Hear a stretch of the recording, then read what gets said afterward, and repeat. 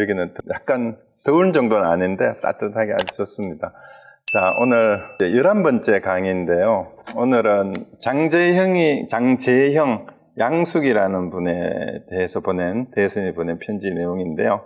지금까지 본 편지 중에 분량은 제일 길고 당부하는 말씀이 많이 적혀 있는데, 특히 오늘 그 당시 사대부들, 당시 지식인들이죠. 지식인들이 공부하는 데에 어떤 문제점이 있는가를 편지에서 잘 지적을 하고 있고요. 여기 재형이라는 말은 벼슬 이름이에요. 송나라 때 재형은 현자를 보면은 대충 감이 잡히겠지만 지방관청의 그 사법부 수장이라고 생각하시면 돼요. 요즘으로 치면은 검찰총장, 지방경찰청, 지방검찰청, 지방법원장을 합친 그 사법과 형리, 그 다음에 치안을 담당하는 그런 지방의 감찰관이었는데요. 그런 벼슬 이름이 재형이고, 이름이 양숙입니다. 바로 편지 내용 보도록 하겠습니다. 여기서 거사라고 호칭을 하는데, 거사는 제가 출가하지 않고 제가에서 수행하는 수행자들을 사실 높여서 부르는 이름이 거사예요. 그래서 생각난 김에 많이 나왔지만, 한국에서뿐만 아니고 불교계에서 유명한 거사 하면은 대표적인 분이 어떤 분이 생각이 나세요? 유마경에 나오는 유마거사, 부처님 당시에 있었다는 분이고, 그 다음에 중국의 방거사, 한국의 신라시대 때 있었던 부설거사 이런 분이 유명한데, 그래서 거사라는 호칭이 남자분들한테는, 제가 수행자한테는 가장 불교에서는 큰 높은 정치인이라고 생각하시면 돼요. 그래서 일단 거사께서 하시는 것은 하고, 대해종고스님이 재형 양숙에 대해서 거사라고 호칭을 하고, 극히 도와 합하지만 다만 단번에 터지는 경지를 얻지 못했을 뿐입니다. 이렇게 얘기를 합니다. 거기 단번에 터진다라는 말이 뭐냐면 중간에 소리가 이상해요? 됐어요? 네네. 단번에 터지는 경지는 거사, 노거사, 소작, 소위하고 그 다음에 명여합도, 단, 미능득, 다음에 여기 힘력자가 큰 입구자 안에 들어가 있는 게, 이거 와로도 읽고 화로도 읽는데요. 화지일하라는 말은 요게 단번에 터진다라는 뜻인데, 요거하고 비슷한 말이 네 번째 문단에 가면은 요게 격지일발이라는 말이 또 나와요. 여기에 화면에 제가 옮겼는데요. 여기 지금 커서 보이세요? 여기 밑에 두 번째 줄 가운데 약간 앞쪽으로 격지일발이라는 말이나 와지일하라는 말이나 한 방에 딱 단번에 이런 뜻으로 이해하면 됩니다. 그래서 편지를 받고 이게 답장을 하는 거니까 그 사이에 나눈 대화를 미루 짐작하건대 재형 양숙이 공부하는 게 이치에 어긋난 건 아니지만 아직 한번 딱 깨트려서 깨달음은 얻는 경지는 아직 못했다라고 이렇게 얘기를 합니다. 만약 일상에서 인연에 응하여 상응하여 전에 하던 것을 잃지 않는다면 비록 단번에 터지는 경지는 얻지 못했으나 죽음이 닥쳐와도 염라대왕이 마땅히 손을 모고 와서 항복할 것입니다. 여기서 나벌 30일이라는 말은 죽는 날이라는 뜻이고요. 그래서 지금까지 공부해오는 그것만 제대로 지키고 있더라도, 잃어버리지 않느라도 죽었을 때, 죽음이 닥쳐왔을 때 염라대왕 어떻게 할 수 없을 정도로 굉장히 공부가 잘 되고 있다라고 이렇게 칭찬하는 겁니다. 그런데 하물며 한 생각이 서로 맞으면 어떡하겠습니까? 그래서 한 생각이 서로 상응한다는 말은 도와 합치한다라는 말입니다. 한 생각이 깨달음과 상응한다면은 어떻게 했느냐 하면, 지금까지 공부해 오신 그것만 해도 충분히 생사에 흔들릴 정도는 아닌데, 진정한 깨달음과 합치를 한다면 한 생각이 더 나을 나이가 없지 않겠느냐 이 말입니다. 제가 비록 그 행위를 목격하지는 못했지만 작고 큰 것을 잘라 맞게 하여 지나침도 모자람도 없으니 다만 이것은 곧 도와 합하는 곳입니다. 그래서 여러 가지 일들이 잘 지나침도 모자람도 없이 잘 공부를 하고 있다라는 얘기고요. 이 속에 이르러서는 번뇌라는 생각을 낼 필요가 없으며 또한 불법이라는 생각도 낼 필요가 없습니다. 그래서 진짜 도에는 번뇌다, 진리다, 깨달음이다 라는 생각조차도 할 필요가 없다라는 얘기예요. 우리가 흔히 하는 말로 나는 번뇌망상이 너무 많아서, 나는 너무 딴 생각이, 잡생각이 너무 많아서 공부가 잘 안 돼요, 이런 얘기를 하시는 분들이 꽤 많아요. 참선을 하려고 하면은 너무 생각이 많아요 이러는데, 거기에 많은 스님들이 보조국사도 그러고 뭐 다른 분들도 번뇌가 일어나는 것에 대해서 신경 쓰지 말고 깨달음이 늦는 것만은 생각하라 이런 얘기가 있어요. 그래서 문제를 가지고 다투면은 문제하고 싸운다고 문제가 해결이 되지 않습니다. 그래서 문제는 문제로 그냥 내버려 두고 내가 해야 될 일만 하면 된다라는 그런 얘기들을 많이 하죠. 그래서 또 여기는 번뇌다 불법이다라고도 구별할 필요도 없다라는 그 얘기예요. 그래서 불법과 번뇌가 모두 밖의 일입니다. 자, 여기서 이 말을 하는 이유는 불법이 깨달음인데 부처님의 진리고 가르침인데 왜 밖의 일을 하느냐. 진리다, 부처님의 가르침이다 하는 것이 지식으로 있을 때는 그게 내게 아니고 밖의 일이고 남의 거예요.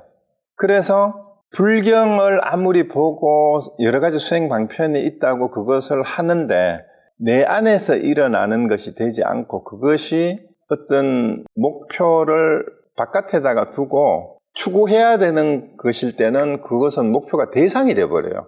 깨달음이라고 하는 목표를 정해놨는데 그 깨달음이 내 밖에 있는 추구해야 되는 어떤 목표라고 상정을 해버리면은 그거는 바깥의 일이 된다 이 말입니다. 그래서 또한 밖의 일, 그런데 여기서 또 밖이라는 일도 생각하지 마십시오. 그 밖이라고 얘기하니까 그럼 안쪽으로만 살펴야 된다 그랬는데 그때 제가 몇 번 인용했던 그 유명한 얘기가 있죠. 그 유명한 오토마이어인가? 그 천주교 신학자인데 그분이 1980년대쯤인가? 90년대인가? 한국에 세계 종교 학회가 열렸는데 천주교 신학자인데 이분이 이제 학회에 참석을 했다가 그 학회 며칠 전에 입국을 해가지고 그때 당시에 80년대 통도사 극락암에 계시던 경봉 스님을 찾아뵀어요. 그때 당시에 살아계시던 스님 중에 아주 큰 스님이라고 유명했던 분이니까 소개를 했나 봐요. 그래서 이제 이분이 경봉 스님한테 이제 인사를 하니까 찾아뵙고 그래서 어디서 누구시냐 이러니까 이제 신학자라고 얘기를 하니까 신학자가 뭘 하는 건가 물었어요. 그 신에 대해서 연구하는 사람이다 이러니까 신이 어디에 있는고 경봉 스님이 이렇게 물었대요. 그러니까 이분이 이제 불교 뭐 유명한 신학자니까 또 스님을 찾아뵀으니까 불교에 대해서도 상당히 지식은 있었겠죠. 그래서 내 마음 안에 있습니다. 이렇게 얘기를 했대요. 신이 어디에 있는고 경봉 스님이 이렇게 물으니까 오토라는 신학자가.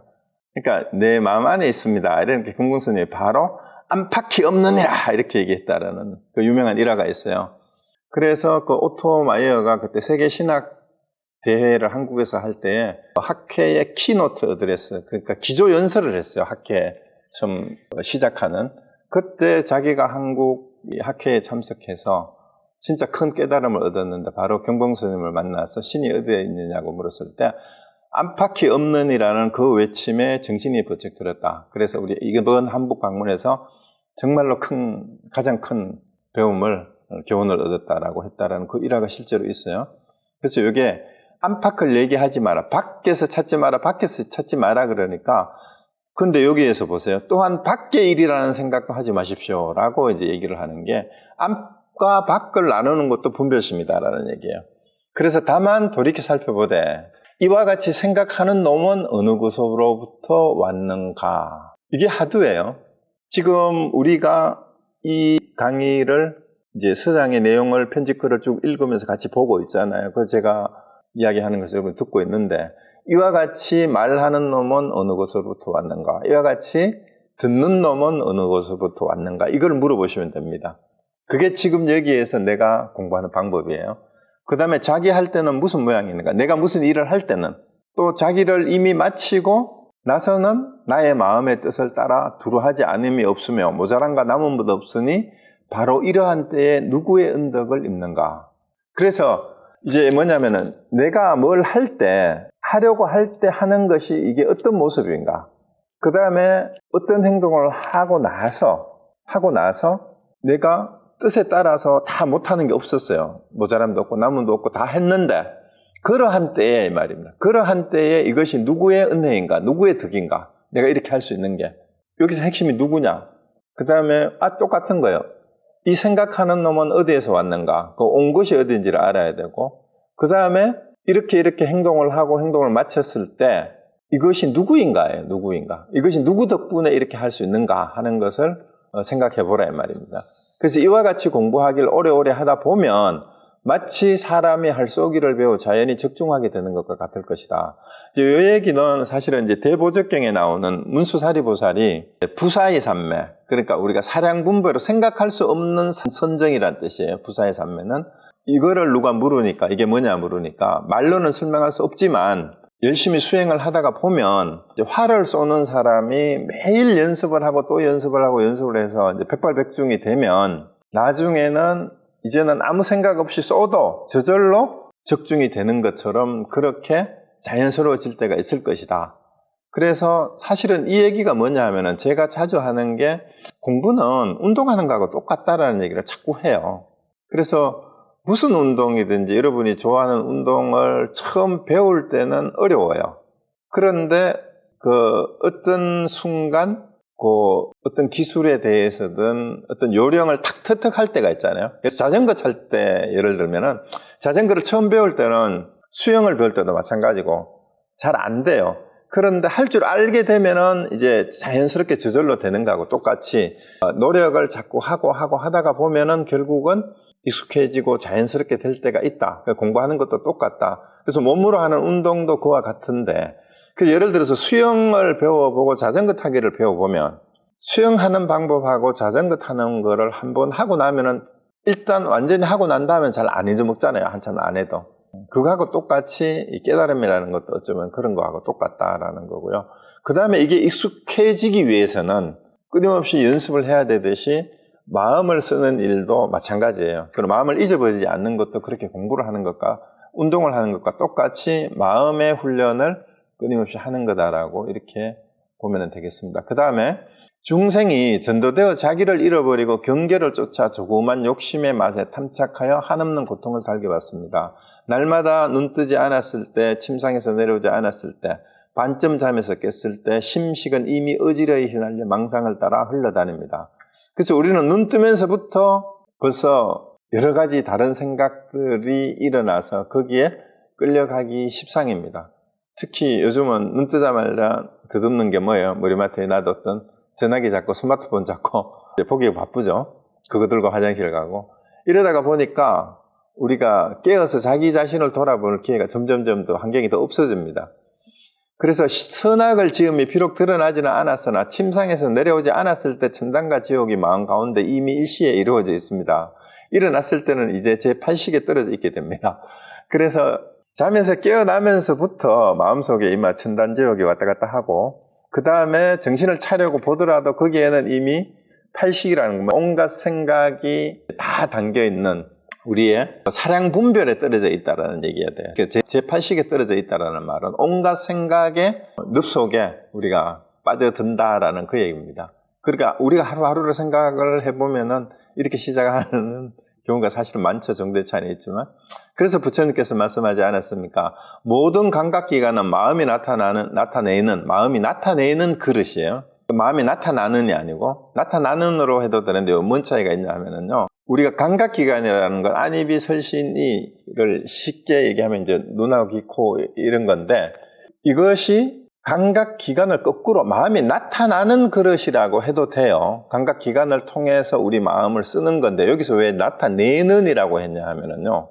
마음이 우리 그 바탕에 있는 마음이 감각기관을 작동시킨다라는 그런 의미에서 나타내는 곳이라고 그릇이라고 이렇게 표현을 했어요. 그 다음에 국토와 몸 등의 저장소는 망상으로부터 모양을 펼쳐 나타난 것이니 물이 흘러가는 것과 같고 종자와 같고 등불과 같고 바람과 같고 구름과 같아서 찰나에 변하고 무너지나니 성급히 움직임은 원숭이와 같고 더러운 것을 좋아하면 똥파리 같고 만족함이 없으면 바람과 불과 같으며 비롯함이 없는 거짓된 습기에 있는 물길른 도래와 같다 하셨습니다. 요거는 이 내용이 나오는 게 대습임능가경의 약간 요약을 해서 약간 비슷하게 이제 인용을 한 건데요. 대습임능가경의 내용은 이렇게 나와요. 이게 눈 등과 같은 육근이 생기면 안식 등과 같은 육식이 생기고 색 등과 같은 육경이 취하는 헤아림과 집착이 생긴다. 이렇게 나와요. 그래서 이게 뭐냐면 우리 감각기관이 생기면 감각기관에 따라서 감각기관에서 일어나는 여러 가지 분별작용이 육식이잖아요. 안입이설이식. 그 다음에 이 육식을 통해서 대상을 색성향 미촉법으로 분별하기 시작하고 그것을 취사 선택을 하기 시작하고 그러면은 그게 대해서 헤아리고 또 좋아하는 건 집착하고 싫어하는 건 내치고 하는 집착이 생긴다 이 얘기예요. 그래서 자기 마음에 나타내는 몸과 기세간은 이 세상이라는 뜻이에요. 기세간. 모두 장식이 드러내는 것이다. 그래서 여기에 나오는 것은 우리 국토와 몸 등의 저장소가 이게 기세간이에요. 우리 몸과 기세간이에요. 국토라는 말이 세상살이죠. 이게 망상으로부터 모양을 펼쳐낸 것이다. 근데 대승 입는가경에는 모두 장식이 드러내는 것이다.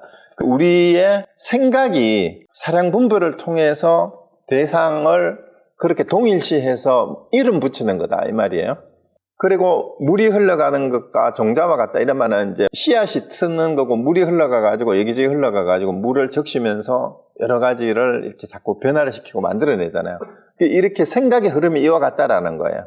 등불같이 바람같이 구름같이 끊임없이 변화하면서 바뀐다라는 뜻이에요. 그래서 성급히 움직이면 원숭이처럼 그러니까 우리 생각이 그렇다는 얘기예요. 온갖 잡생각이. 그 다음에 더러운 것을 좋아하면 똥파리 갖고 오라는 얘기는 우리는 더럽다고 그러는데 똥파리는 그게 너무 좋아서 그쪽을 자꾸 덤비잖아요. 근데 우리가 알고 보면 우리가 집착을 하고 탐진치를 통해서 탐심을 내고 집착하는 곳이 알고 보면은 똥파리가 좋아하는 더러운 곳하고 똑같은 것일 수도 있다라는 그 얘기입니다. 그 다음에 만족함이 없으면은 없는 것은 바람과 불같이 그렇게 변화무쌍하게 한 곳에서 만족할 수 없고 머물 수 없다라는 그 얘기예요. 그래서 필요도 없는 거짓된 습기에 인은 물 길른 도래가 끊임없이 계속해서 잘못된 습관이 우리를 감싸고 돌면서 우리 삶을 이런 식으로 끌어가고 있다라는 얘기입니다.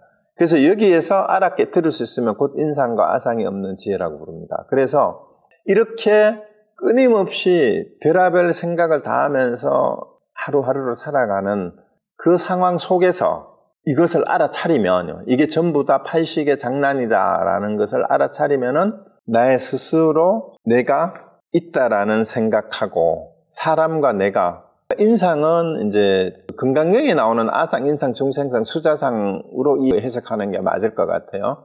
인상은 뿌드갈라를 금강경에서는 인상으로 번역을 했는데 윤회의 주체가 있다고 생각하는 거예요.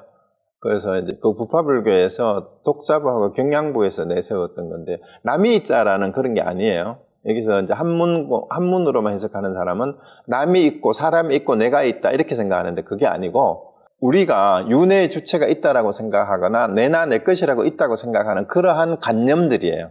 그래서 이것 때문에 모든 번뇌망상이 생기고 제8식이 끊임없이 변화하면서 사량분별을 일으킨다라는데 나와 그 다음에 윤회를 하는 주체가 있다라는 생각 이런 생각들을 없애면은 참다운 지혜가 거기서 드러난다라는 그게 이제 아상과 인상이 없는 지혜다라고 얘기한다라는 거죠. 그래서 이 부분이 제일 중요해요. 여기에서 알아 깨뜨릴 수 있으면은 하루 종일 눈 뜨면서부터 이러한 생각들이 끊임없이 흘러가는데 그 생각을 하는 그 순간 그 자리에서 이것이 망상이다라는 것을 알아차릴 수 있으면 근데 어떻게 알아챘냐면 위에 나오는 질문하고 똑같아요.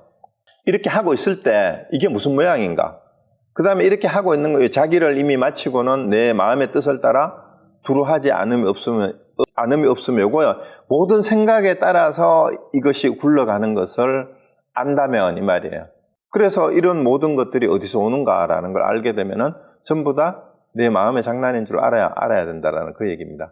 그래서 이제 밑에 보면 마지막 문장 천당과 지옥이 다른 곳에 있는 것이 아닙니다. 다만 본인의 반쯤 깨어 아직 침상에 내려오지 않았을 때 마음 가운데 있는 것이지 밖으로부터 온 것이 아니다. 천당 지옥이 전부 다 자기 마음 가운데서 온 거다. 그리고 일어나고 일어나지 않았을 때 잠이 깼을 때와 깨지 않았을 때 간절히 비추어 보되 비추어 돌아볼 때 또한 그것과 힘을 써서 다투지 마십시오. 다투려 하면 힘을 낭비하는 것입니다. 그냥 돌아볼 뿐 왜 이렇게 안 되지 하고 이걸 다투지 말라는 얘기예요. 헛개비하고 싸워봤자 환상하고 싸우는 거하고 똑같은 거예요. 있지도 않은 그림자하고 싸우는 거나 똑같은 거단 말이에요. 이 자체가 자기 착각이니까. 그래서 여기서 눈 뜰 때부터 그래서 아침에 의식이 돌아올 때부터 내가 또 한 생각을 일으켰구나. 그래서 저는 이것을 가장 잘 알아채기 쉬운 방편 가운데 하나가 바로 화두 가운데 제가 꼭 해보라고 기회 있을 때마다 말씀드리는 수미산공안이에요. 수미산공안. 수미산공안의 아침에 깨어날 때부터 수미산공안의 이치가 내 안에 들어와서 생각이 일어날 때 제가 일어난다. 그러면 생각이 일어나지 않을 때는 어떻습니까?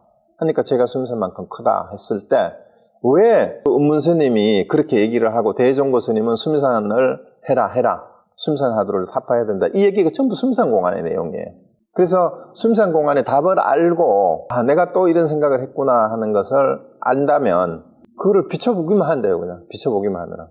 그러면은 그 생각하고 다툴 필요도 없고 다툴 힘을 낭비할 필요가 없이 바로 깨어서 일상을 깨어있는 삶으로 시작할 수가 있는 겁니다. 그래서 수미산공안 대답 안 하신 분들은 꼭 하시고요. 대답하신 분들은 그걸 하루에 100번이든 몇 번이든 이런 생각이 일어날 때마다 생각이 일어나는데 생각하고 싸우려고 하지 말고요. 생각을 없애려고 하지 마세요. 생각은 그냥 두고 내가 또 생각을 했구나 하고 그게 잘 안 되면 수미산공안에 하도 문제를 되뇌이시면 돼요. 되뇌이시다가 보면은 그 생각이 저절로 없어집니다. 그리고 내가 생각을 했구나 하는 거를 바로바로 관찰하고 살펴보게 됩니다. 그럼 싸울 필요가 없어요. 자, 그 다음에 이제 조사께서 말씀하시지 않으셨습니까? 움직임을 그쳐 그침에 돌아가면 그침이 다시 더욱 움직이게 된다. 자, 이게 역설인데요. 이거는 조사는 여기 3조 승천대사를 얘기하고요. 승천대사 신신명리라는 글에서 인용한 거예요. 움직임을 그친다라는 말은 생각이 일어나는 게 움직임이라고 생각하시면 돼요. 여기는 생각이 끊임없고 뭘 자꾸 해야 되잖아. 우리는 가만히 있지를 못해요. 어느 스님 책 제목에 멈추면 비로소 보이는 것들 했는데 우리는 멈추지를 못해. 그냥 앉아있을 때도 멈추지를 못해. 생각을 멈추지를 못한단 말입니다. 그런데 이 생각을 멈춘다고 이 생각이 자꾸 일어나는 걸 그쳐서 그치는데 또 집착하면 이 말이에요. 그침에 돌아가면 그침이 다시 더욱 움직이게 된다. 그쳐야지 하는 것만 이게 왜 움직임이 되냐 하면은 생각이 일어났어요. 생각을 없애야지 하고 생각을 하면 어떻게 돼요? 생각을 그쳐야지. 자, 그쳐야지. 자, 이렇게 하면 어떻게 됩니까? 어떤 생각이 일어났어. 한 생각이 일어났는데 이 생각을 그쳐야지 하면은 또 무슨 생각이 일어났어요? 생각을 그쳐야지 하는 생각이 또 일어난 것뿐이에요. 이걸 이해하셔야 돼요. 그침에 돌아가면 그침이 다시 생각을 그쳐야지 하는 생각이 또 계속 일어나요. 생각을 하지 말아야지 하는 생각을 자꾸 하는 거예요. 생각을 하지 말아야지, 생각을 그쳐야지 하는 것도 생각이에요? 생각이 아니에요? 그것도 생각이에요. 생각을 그쳐야지 하는 생각으로 그 그쳐야지 하는 생각이 더욱더 움직이게 돼요.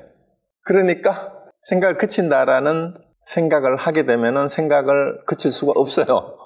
그래서 뭘 하면 돼요? 생각이 일어난다라는 것을 관찰하기만 돼요. 관찰하기만 하면, 지켜보기만 하면. 그게 알아차림이에요. 알아차리면 없어져요. 알아차리면. 자, 그래서 일상의 번뇌 가운데 점점 힘이 드는 것, 들어진다, 줄어든다 이런 뜻이에요. 힘이 드는 것을 조금이라도 느낄 때가 곧 본인이 힘을 얻는 곳이다. 그래서 일상의 번뇌 망상 가운데에서 더 이상 번뇌 망상 때문에 힘들어하는 것은 점점 약해지고 있다, 줄어든다라고 할 때 공부 힘이 늘어나는 곳이 바로, 공부 힘을 얻는 곳이 바로 그 자리다. 그래서 더 이상 내가 생각이 일어나고 번뇌 망상 때문에는 크게 힘을 빼지 않고 어렵지 않다라는 생각이 들 때가 내가 공부가 될 때다 이 말이에요. 그게 힘을 얻는다라는 말은 그게 공부 힘을 얻는 것이다라는 그 얘기입니다. 그래서 곧 본인이 부처가 되고 조사가 되는 것이면 그 자리가 그렇게 힘을 얻는다라고 생각할 때 그게 바로 부처가 되는 길이 열리는 순간이다라는 거예요. 그리고 곧 본인이 지옥을 변화시켜 천당을 만드는 곳이며 본인이 편안히 앉는 곳이며 본인이 생사를 벗어나는 곳이며 생사를 벗어나는 것도 거기서 시작된다 이 말이에요. 부처가 되고 생사를 벗어나고 해탈 열반에 가는 것도 거기에서 시작이 된다라는 그 말입니다. 그래서 곧 본인이 임금을 요순보다 위에 있게 하는 것이며 요거는 왜 이런 말을 하긴 하냐면은 중국에서 요임금, 순임금은 전설적인 성인 황제잖아요. 그런데 이게 벼슬아치가 신하가 임금을 모시는 이런 입장의 사대부들이 전부 이제 당시에는 이제 벼슬을 하는 사람들이잖아요. 그래서 세상살이조차도 이 말이에요. 세상살이에서도 자기가 모시는 임금이 중국의 전설적인 요순임금보다도 더 훌륭한 임금으로 모실 수 있게 하는 그 자리가 바로 그 자리다. 어떤 자리요? 생각을 움직이는, 그것을 알아차리는 자리. 그렇게 해서 더 이상 생각이 일어나는 것 때문에 내가 힘들어하지 않을 때 그게 공부가 힘을 얻는 자리고 그게 부처되는 자리고 세상살이의 모든 사람들을 승인의 자리에 올려놓을 수 있게 하는 그런 효능이 있는 자리다 이 말이에요. 그 자리가 그 곳이라고. 곧 본인이 시들어 피폐함에 지친 백성들을 일으켜서 이제 관리니까 이제 피폐한 백성들을 힘든 백성들을 제대로 다스리고 보살피는 그런 자리가 바로 그런 자리다 이 말이에요. 그래서 공부뿐만이 아니라 세상 일조차도 윗사람이든 아랫사람이든 자기가 자기 자리에서 윗사람을 섬기고 아랫사람을 보살피고 하는 일도 원만하게 이루어지는 자리가 바로 그 공부 힘을 얻는 그 자리다 이 말이죠. 왜냐하면 모든 것이 생각으로 이루어져요. 내 한 생각이 지혜로울 때 윗사람을 섬기는 일도 지혜롭게 섬길 수가 있고 내가 보살펴야 되는 부하들이나 백성들도 자식들도 그 한 생각 지혜로운 데에서 그게 가능해지는 것이니까 곧 본인이 자손들을 덮어 감싸주는 것입니다. 여기에 이르면 부처와 조사를 말하고 마음과 성품을 말하고 현묘함을 말하고 이치와 진리와 현상이라고 해도 돼요. 진리와 현상이라고 해도 이치와 이와 사를 말하고 좋고 나쁨을 말하더라도 또한 바깥쪽의 일입니다. 근데 그 자리에 가면 부처니 조사니 현묘함이니 이치니 사실이니 현상이니 좋다 나쁘다 선악 이런 얘기조차도 이제는 전부 다 뭐예요? 그 자리에서는 그것도 말일 뿐이라는 거예요. 말일 뿐이니까 그 바깥에 이르는 거예요. 그런 얘기조차도 필요 없는 그런 경지까지 갈 수가 있다. 그게 이제 궁극적인 공부 자리다라는 얘기예요. 그 말을 떠난 자리예요, 여기는. 그래서 이와 같은 일도 오히려 밖에 속하거늘 하물며 다시 번뇌 가운데서 성인들이 꾸준히 일을 하겠습니까? 이렇게 되면 번뇌 망상에 휩싸여가지고 성인들이 그렇게 하지 말라 떠나라 떨쳐버리라 하는 그런 일을 이제 이런 경지가 됐으면 다시 할 리가 있겠느냐 이 말입니다. 스스로가 아는데 본인이 아는데 그래서 좋은 일을 함도 오히려 즐겨하지 않거늘 어찌 좋지 못한 일을 하려고 하겠습니까? 이미 선악을 떠난 경지니까 좋은 일도 하물며 그런데 좋지 않은 일이야 할 게 뭐가 있겠느냐 이 말입니다. 그래서 자꾸 분별하고 선악을 나누고 좋다 나쁘다 이런 것도 따지지 마라 이 말입니다. 오직 내가 진짜 번뇌 때문에 점점 힘이 쓰이는 것이 없어지고 내가 마음이 편안해지는 자리 그 자리가 드러나게 되면 이제 이렇게 된다는 얘기예요. 그래서 만약에 이 말을 믿는다면 여러분도 지금 이 말이 이해가 되신다면 이해를 하지 말고 정말 그렇다라고 믿음이 가신다면 영가 현각스님이죠. 현각스님이 육조 해능대사 그거 만나고 하루 만에 깨달음의 인가를 받았던 일숙각이라는 별명이 있는 분이에요. 영가스님께서 이거는 정도가에 나오는 내용이죠. 가는 것도 선이요 앉는 것도 선이라. 그러니까 행하는 것 가는 것도 선이고 앉는 것도 선이라. 여기 선은 참선할 때 그 선이에요. 그러니까 걸어가고 움직이는 것도 수행이고 가만히 앉아있는 것도 수행이고 어묵동정에 몸이 편안하다. 그러니까 말을 하든 침묵을 하든 움직이든 가만히 있든 항상 몸이 편안한 곳에 거처한다 이 말이에요. 그러니까 뭘 하든 몸이 편안해야 된다 이 말입니다. 이렇게 하신 것이 헛된 말씀이 아닐 것입니다. 이것에 의지하여 행하시기를 바랍니다. 그래 이렇게 살아가시라, 이렇게 행하시라 이 말입니다. 그 처음부터 끝까지 바꾸지 않는다면, 그러니까 이제 내가 하루 종일 일인 것 같으면 처음 깰 때부터 마지막 잠자리에 들 때까지, 아니면 일상생활에서 지금부터 시작해서 인생이 끝날 때까지 비록 자기의 본질 풍광을 깨닫지 못하고, 그러니까 생활을 이렇게 한다면 이 말이야. 처음부터 끝까지 하루 종일 이렇게 생활을 한다면 자기의 본질 풍광, 자기의 본래 면목이라고 해도 비록 자기의 본래 면목을 밝혀보지 못했더라도 낯선 곳은 이미 익숙해지고 익숙한 곳은 이미 낯설게 될 것입니다. 자, 요거는 본직 풍광이나 본래 면목이라는 말은 본성, 참나, 불성 이런 말하고 동의어라고 보시면 됩니다. 그런데 지난 시간에도 말씀을 드렸지만 지금 한국에서 남방불교를 공부하는 사람들이 자기의 본래 면목을 얘기하는 한국 선불교는 부처님의 무아사상에 위배된다 이런 얘기를 공경연하게 하면서 이제 비판을 하는 사람이 있어요. 부처님은 무아를 가르쳤지 본래 면목이나 불성이나 참나를 얘기하지 않았다. 열애장을 얘기하지 않았다. 그런데 이 사람들이야말로 뭘 모르는 거다고 제가 그랬죠? 격외라는 말 없는 말이라는 말을 모르고 하는 말이다. 지난 시간에도 격외라는 말씀을 드렸어요. 이거는 격외언구라는 말은 격외의 언어다. 격외언구라는 말을 해요. 말 없는 말이라는 말, 말 없는 말. 그러니까 불성이다, 본래면목이다, 본지풍강이다, 참나다, 열애장이다 이런 말은요, 이거는 개념이나 뜻을 가지고 풀이하면 안 되는 말이에요.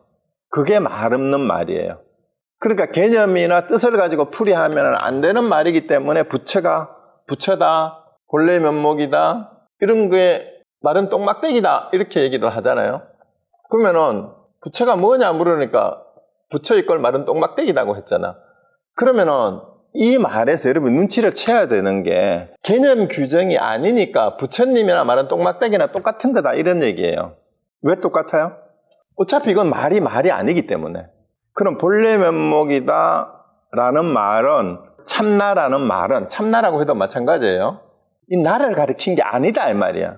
그런데 나의 본래면목을 주장하는 한국 불교는 부처님의 무아사상이 위배된다 이렇게 비판을 하면은 제가 분명히 다시 말씀드릴게요.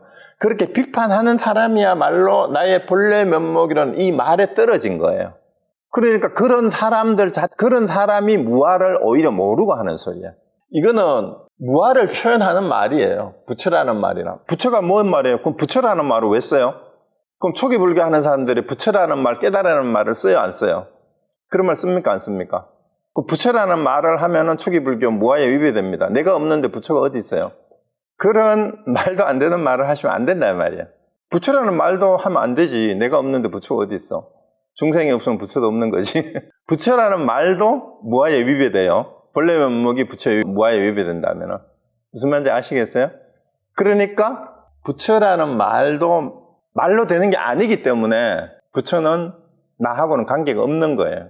부처라는 말 자체가 무아를 아는 사람이 부처잖아. 그럼 나의 본래 면목을 아는 것이 무아를 아는 것을 나의 본래 면목이라 한다 이 말이에요. 그런데 본래 면목을 얘기하면 무아사상이 위배된다 이렇게 말하는 그 사람들이야말로 바깥에 있는 말에 떨어져서 바깥에서 헤매는 사람들이에요. 밖에서 헤매는 사람. 어디에서? 이 말이 떨어진 자리에서 말을 쫓아다니는 사람들에 불과해요. 본래 면목이라 하니까 본래 면목이 어디 진짜 있는 줄 알고 그거를 가지고 무아사상이 위배된다고 말하는 게 자꾸 할로 죽게 하는 거야. 개가 돌덩이를 던지니까 똥덩이 들고 돌덩이 쫓아가면서 멍멍 짖는 개새끼들이라고 똑같은 거야, 그게. 그게 대종교의 말을 빌리면은 두찬, 그러니까 멍청한 엉터리 장로. 그래서 이러한 지금 스님들 학자들이 너무 많아. 제가 대놓고 얘기하건대 그 사람들이야말로 돌덩이 쫓아가는 똥개에 불과하다. 개소리다, 이 말이야, 개소리. 개 짖는 소리야, 그 소리가. 이거는 똥개면 괜찮지. 그럼 말은 똥막대기다 해도 괜찮아요. 자, 내가 개소리라 해도 괜찮아. 부처가 뭐야? 이러니까. 개소리야. 이것도 개소리라 들으면은 개다 소리라는 개념을 따라 가지게 되면은 안 됩니다. 똥막대기라고 얘기하는 거하고 똑같잖아. 부처가 뭐냐 하면 그거 다 개소리야. 집어쳐. 이러면은 내 말을 따라가면 안 돼요. 그럼 여러분이 서장 공부를 왜 해요? 다 헛소리야. 헛소리라고 하는 것도 헛소리로 들으면 안 돼요. 그것도 개념이 없는 말이라 이 말입니다. 그래서 이 부분을 정확하게 이해를 하셔야 됩니다. 그래서 낯선 곳, 생처하고 그 익숙한 곳이라는 말이 거기 나왔는데요. 이제 생처하고 숙처라는 말을 썼어요.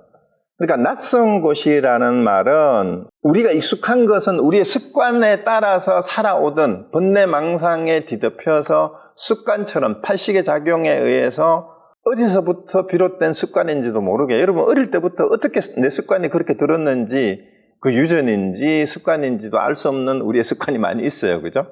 그런데 깨달음은 그 익숙한 것이 아닌 낯선 곳이라고 표현하는 것이 새로운 곳이라 했다. 새로운 곳. 지금 중생들의 번뇌망상과 팔식을 가지고 끊임없이 사랑 분별하는 세상이 아닌 새로운 곳. 그게 생처예요. 그 낯선 곳이 깨달은 곳이에요. 깨달음, 해탈하는 것. 지금 우리가 익숙하게 살아오던 이 자리를 벗어난 곳. 그게 생처라는 뜻입니다. 그래서 본래 면목은 보지 못했더라도 낯선 것은 이미 익숙해지고, 그러니까 깨달음의 세계가 거꾸로 이제 익숙해지게 되고, 익숙한 것은 지금까지 살아오던 습관대로 살던 이 중생의 세계는 이미 낯선 게 될 것입니다. 그래서 한번 깨달음의 맛을 보고 나면은요, 중생들이 하는 집착하고 거기 좋아가지고 쫓아다니는 것에는 별로 관심이 없어져요. 그게 뭐하고 똑같은가 하면 소크라테스가 국가론에서 플라톤의 동굴에 비유해서 그림자 놀이를 가지고 그림자를 예측을 잘하는 사람이 잘난 사람인데 바깥에서 태양을 보고 온 사람은 그 그림자 놀이에 관심이 없어요. 세상 사람들은 거기에 익숙해져 있지만 그거하고 똑같은 겁니다. 그래서 제발 기억하십시오. 조금이라도 힘을 드는 것을 느끼는 곳, 힘이 덜 드는 것, 그러니까 번뇌망상 때문에 더 이상 고민하지 않아도 된다 싶은 그때 이 말이에요. 그 자리가 곧 내가 공부 힘을 얻는 곳이다. 그걸 잊어버리지 말아라라는 그 얘기입니다. 그래서 아주 간절한 당부를 하고 있는데 제가 보기에는 이 장재현 양숙이라는 사람은 상당한 경제에 있어서 대종고스님이 굉장히 이제 공부를 제대로 하도록 아끼어서 얘기를 이렇게 많이 해주는 것 같아요. 그래서 제가 매번 공부하는 사람과 이런 말을 하니 종종 말하는 것을 보고 급히 이해하고는 되게 소홀히 하여 기꺼이 이를 삼지 않습니다. 제가 이제 대종고가 하는 말이잖아요. 내가 공부하는 사람들한테마다 계속 이런 얘기를 하고 있다 이 말이에요. 지금 우리 앞에서 받친 편지에 계속 비슷한 얘기가 자꾸 반복이 되잖아요. 그런데도 급하게 이해하고는 이해는 빨리 해. 머리가 좋으니까 알겠다 하고 뭐 말은 특별한 말이 없잖아. 그죠? 지금까지 우리가 서장을 11번째 했지만 앞에서 봤던 많은 편지 중에 특별히 이런 얘기 말고 다르게 뭐 없었잖아. 그죠? 그런데 자기 삶에서 이것을 진짜 명심을 하고 기억을 안 하는 거예요.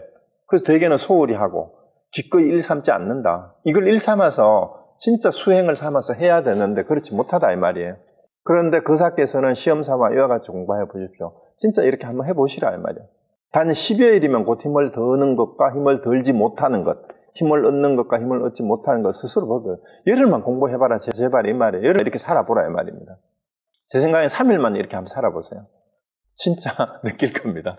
아니면 단 하루만 살아봐도. 마치 사람이 물을 마시고 차고 따뜻한 것을 스스로 아는 것과 같습니다. 그래서 공부가 제대로 되면은요, 스스로 안다 이 말이에요. 물 마시고 이게 찬물인지 따뜻한 물인지 아는 것처럼 직접 알게 된다. 그래서 다른 사람에게 말할 수 없으면 다른 사람에게 드러내 보일 수도. 이거는 본인이 직접 마셔보면 안다 이 말입니다. 직접 체험을 해야 된다라는 그 얘기고. 뭘 해야 돼요? 그 하두로 주어지는 질문을 자기 스스로에게 돌아보고 그 답을 자기가 찾아보라 이 말입니다. 그게 뭔지를. 자, 그래서 선덕께서 이거 앞선 그 성인께서 이렇게 얘기하는 거랑 똑같아요. 여기서 선덕은 구체적으로는 칭량진관 선상이에요.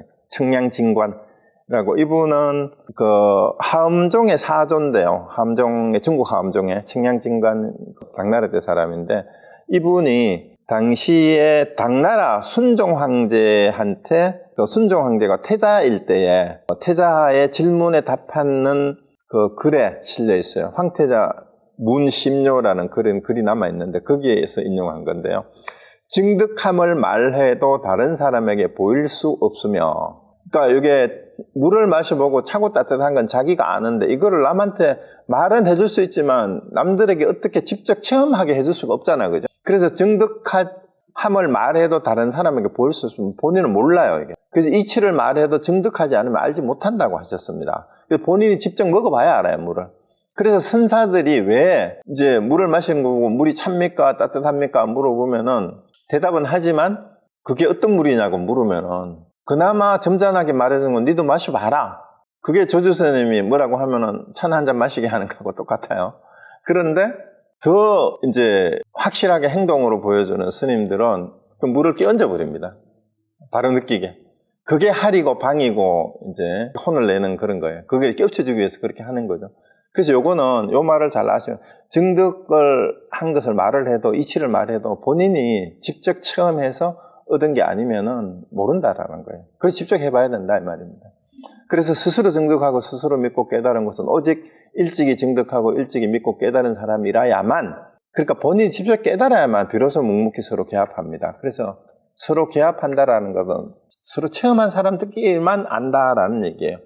그래서 증득하지 못하고 믿지 못하면 깨닫지 못한 사람은 다만 스스로도 믿지 못할 뿐 아니라 또한 다른 사람이 이와 같은 경계가 있다는 것도 믿지 못합니다. 본인이 모르니까 누구나 사람들은 자기 수준에서 남을 이해하고 세상을 이해합니다. 그러니까 자기가 모르면은 남들이 깨닫다 해도 자기도 모르는 거예요. 그럼 어떤 경지인지를 모르니까. 그래서 거사께서는 천성적인 자질이 도에 가까워 현재 안정되게 하시니까 다시 바꾸려 하지 마십시오. 공부 잘하고 있으니까 그대로 하는데 다른 사람과 비교하면 10,000분 가운데 이미 9,999분을 들어버렸습니다.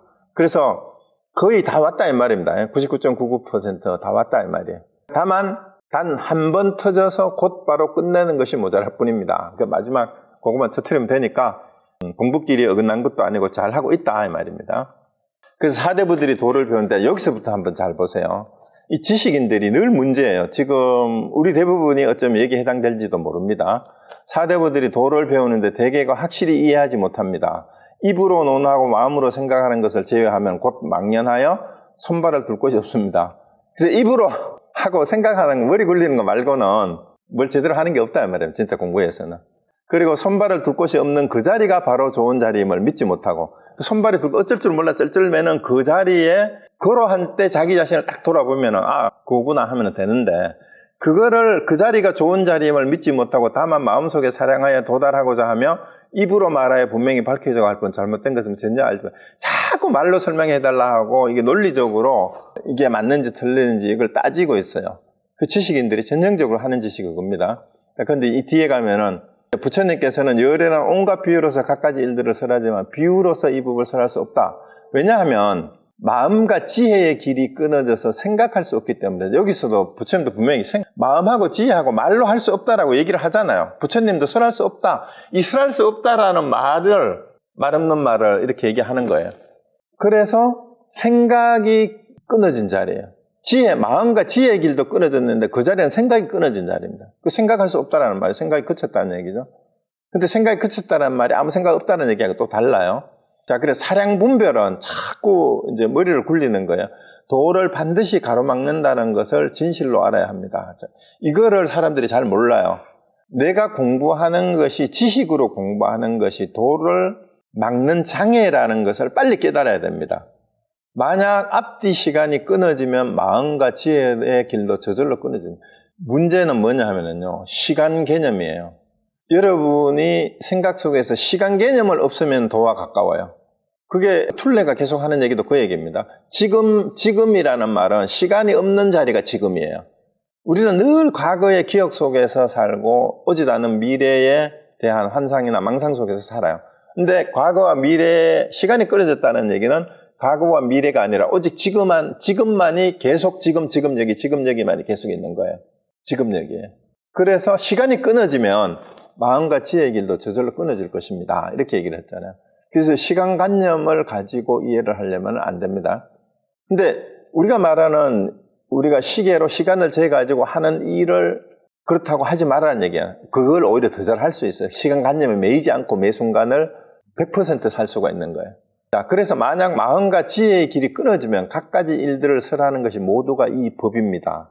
그러니까 이것이 끊어진 자리, 시간이 끊어진 자리에서 얘기를 하면 무슨 일들을, 갖가지 일들이니까 온갖 갖가지 일을 얘기하는 게 전부 다 뭐예요?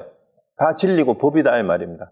그러니까 마른 똥막대기를 얘기를 해도, 귀신방구에 털난 얘기를 해도, 귀신 씨나라 까먹는 얘기를 해도 다 그것이 진리인데, 그걸 모르고 얘기하면은 말로는 계속 부처를 얘기하고 진리를 얘기해도 그게 진리도 아니고 부처도 아니다 이 말입니다. 그래서 이 법이 이미 밝아지면 곧 밝은 것이 곧 생각할 수 없는 해탈 경계이며, 다만 이러한 경계도 또한 생각할 수 없으며, 그 생각으로 미칠 수 있는 자리가 아니니까, 경계를 이미 생각할 수 없으면, 경계는 어차피 대상화된 바깥의 어떤 모양이니까 그런 상을 없애야 되는 거예요. 그래, 경계를 생각할 수 없으면, 경계라는 생각이 이미 없으면, 상이 없으면 이 말입니다. 불교식으로 말하면은. 일체 비유도 또한 생각할 수 없으며, 그 비유도 그냥 비유일 뿐이니까 그건 상이잖아요. 그러니까 갖가지 일도 또한 생각할 수 없으며, 다만 이렇게 생각할 수 없는 것도 또한 자, 이 말이 또 나왔어요. 생각할 수 없는 것도 생각할 수 없다. 이게 수미상공안의 답하고 똑같은 거예요. 생각할 수 없는 것도 생각할 수 없다. 이 말도 또한 붙일 것이 없으며, 이렇게 말하는데 이 말도 또한 할 수 없어요. 이 말도 또한 붙일 것이 없습니다. 다만 이렇게 붙일 것 없는 것도 또한 생각할 수 없습니다. 왜 이렇게 자꾸 또 한 번 뒤집고 하느냐 하면, 이렇게 말해놓으면 그 말이 또 끄달리고, 이렇게 말하면 그 말이 또 끄달리고, 그래서 그런 거예요. 그래서 이와 같이 계속해서 따져가면 사와 법, 그러니까 현상의 대상과 현상이죠. 비유와 경계 같은 것은 한마디로 전부 다 이게 상이라고 보면 돼요. 사든 법이든 비유든 경계든 다 둥근 고리가 끝이 없는 것과 같아. 일어나는 것도 없으며 없어지는 것도 없으니 모두가 생각할 수 없는 법, 다 한상이고 망상이다 이 말이에요. 번뇌망상에서 생겨난 거다. 사, 법, 비유. 그러니까 일체 경계가 이 세상이 다 그렇다는 얘기죠. 그래서 그런 까닭에 보살이 이렇게 생각하지 않는 곳에 머물러, 그 생각하지 않는 곳, 그 자리예요. 거기에 머물러 그 속에서 생각함이 끝이 없다. 이 생각할 수 없는 곳에 들어오면 생각과 생각하지 않으면 모두 정멸. 요것도 또 역설이 나왔잖아요. 여기서는 하엄경의 얘기예요. 이게 하엄경에서 인용한 건데 보살이 이렇게 생각하지 않는 곳에 머물려 생각하지 않은 곳에 머물렀는데 그 속에서 생각함이 끝이 없다. 이렇게 얘기를 했어요. 생각하지 않는 곳에서 생각이 끝이 없는 거예요. 이런 역설적인 말을 왜 자꾸 하냐 하면은요. 생각은 전에도 자주 제가 기회 있을 때마다 말씀을 드리지만 생각은 깨닫지 못한 중생들의 생각은 번뇌망상이지만 이거를 한자로 이렇게 쓰면 생생한 깨달음이 돼요. 깨달음이 일어나는 거예요. 그래서 생각하지 않는 곳에서 생각함이 끝이 없어요. 생각하지 않는 곳. 그 생각을 따라하지 않는 곳이지만 끊임없이 깨어있는 생각이 성성한 거예요.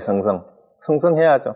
그래서 이 생각할 수 없는 곳에 들어오면 생각과 생각하지 않음이 모두 정멸이다. 생각을 해도 그 생각이 왜 정멸이에요? 생각을 해도 정멸이고 생각하지 않아도 정멸이라는 말은 정멸이라는 말은 번뇌망상이 없는 상태를 정멸이라 하잖아요.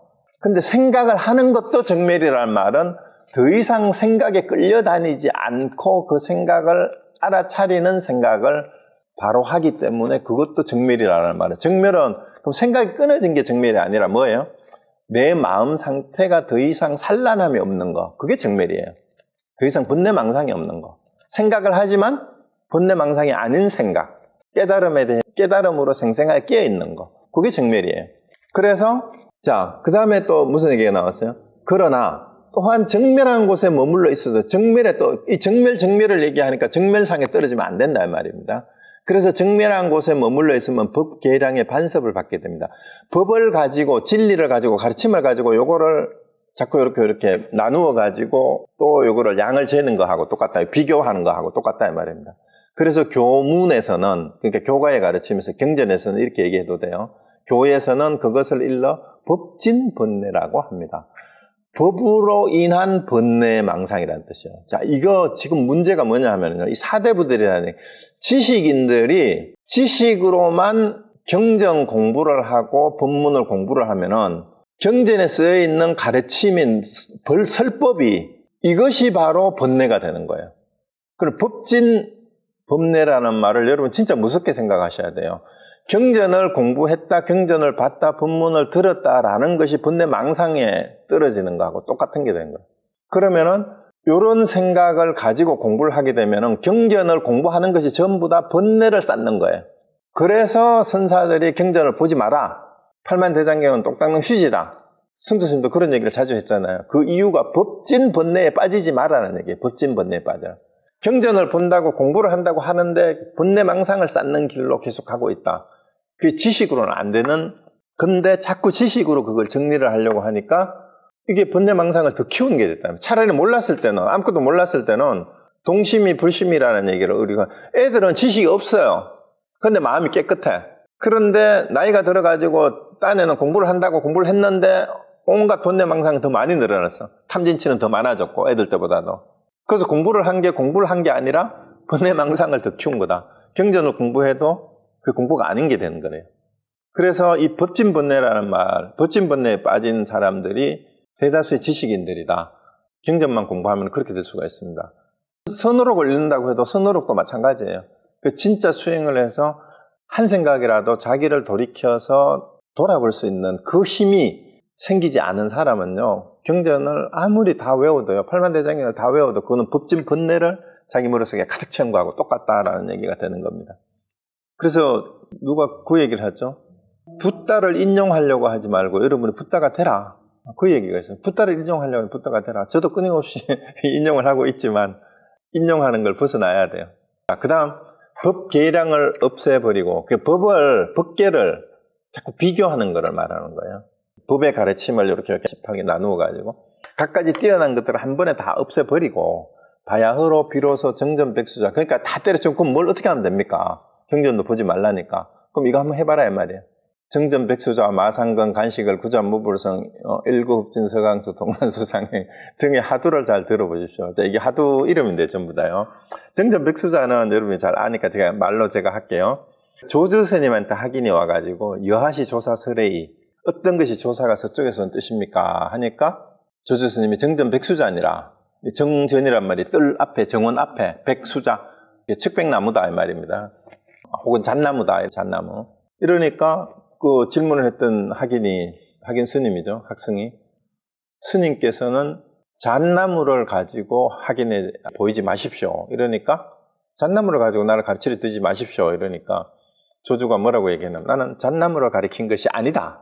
여기서 말하는 잣나무도 교계예요. 교계. 똥막대기라는 말이랑 똑같은 말이에요. 잣나무나.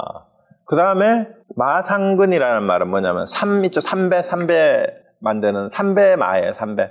왜 세근이냐 하면 여러분 승복을 만드는데 삼배로 만드는데 이제 이거를 세근을 해야 승복 하나가 나오는 모양이에요. 그래서 마상근이라는 말인데 동산수초 스님한테 학인이 어떤 것이 부처입니까? 이렇게 물어요. 부처가 뭐냐고 물으니까 마상근이다 그랬어요. 마상근. 여기서 부처가 조사가 서쪽에서 온 뜻이 뭐냐 이러니까 잣나무라고 그렇고 여기는 부처가 뭐냐 물으니까 이게 삼세근이라는 뜻이에요. 마상근이란 말이 삼세근. 그 다음에는 이렇게 얘기했고 그 다음에 간시거리라는 말을 간자예요. 하늘 건 말을 간자는 여기 마르다는 뜻은 간우를 그러는데 시자는 똥이라는 뜻이고 대가 막대기라는 뜻이에요. 그러니까 운문스님한테 학인이 어떤 것이 부처입니까? 하니까 간시골이라고 그랬어요. 이게 마른 똥막대기라는 뜻이에요. 간시골이. 간시골에 대해서도 한국 사람들은 또 말이 많아. 뭐 똥을 젓는 막대기라는 설도 있고 그 다음에 옛날에 큰 절에는 이렇게 바람이 숭숭숭 들어오고 거기가 이제 용관에서 똥을 놓으면 그 높이도 되게 높잖아요. 그런데 겨울철이 되면은 이제 볼일을 보면은 그것이 떨어져 가지고 위에 쌓이고 꽁꽁 얼어 가지고 이 막대기처럼 이렇게 솟아오른대요. 그래서 이거를 똥막대기라고 하기도 하고. 근데 이렇게 솟아오르면은 이렇게 솟아올라 가지고 꼭대기에 올라와 가지고 앉는 자리에까지 똥이 위로 똥막대기에 올라오잖아. 이거를 부러뜨리는 막대기가 똥막대기라고 해요. 어느 게 똥막대기라는 관계없이. 어쨌든 이렇게 대답을 했어요.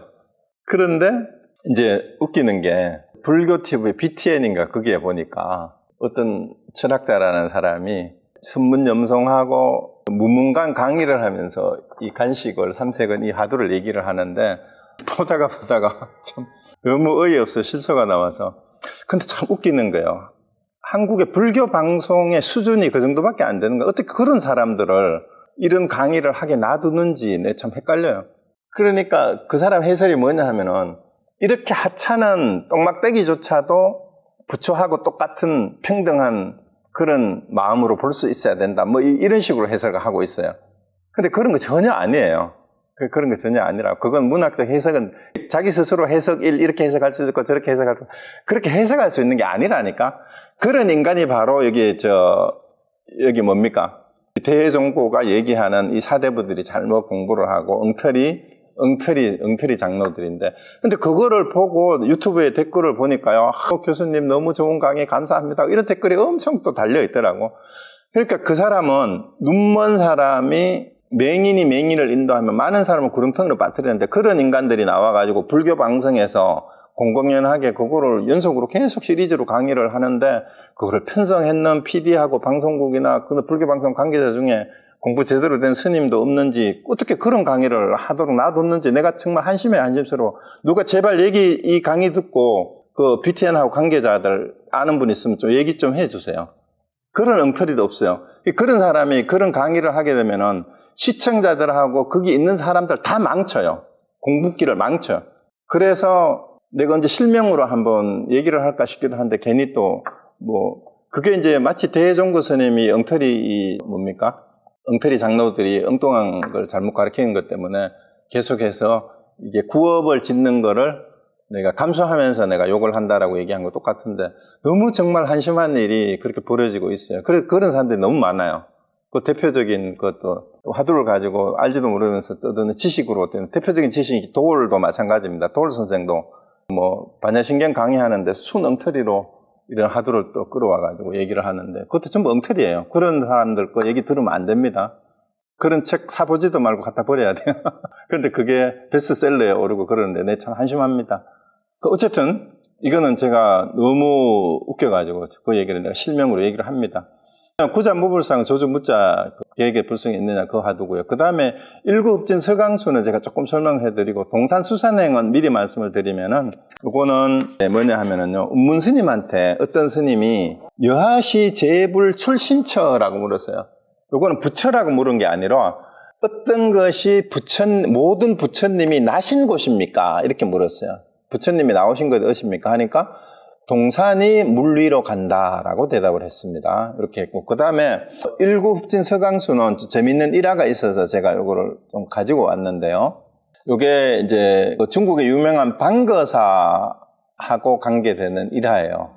방거사가 이제 재밌는데, 방거사가 여러 가지 일화가 재밌는 얘기가 많은데, 여기 벽암록에 보면 제 42칙 본칙이 있고, 이제 여기에 평창이 있는데, 여기에 치거하고 차거는 내가 빼버렸어요. 빼버리고 본책만 가지고 왔는데, 방거사가 약산 스님을 모시고 같이 있다가 이제 인사를 드리고 하직 인사를 하고 이제 떠나려고 할 때에 약산 스님이 같이 공부하던 선객이라는 말은 같이 공부하던 대부분 스님인데 또 방거사 같은 거사가 있는지도 모르겠어요. 여기서는 승속을 불문하고 성객이라고 했는데, 일반적으로 성객은 선방의 수자들을 얘기를 해요. 이제 출가한 이제 선방 스님들. 근데 10명의 승객에게 문학까지 전송하도록 하였다.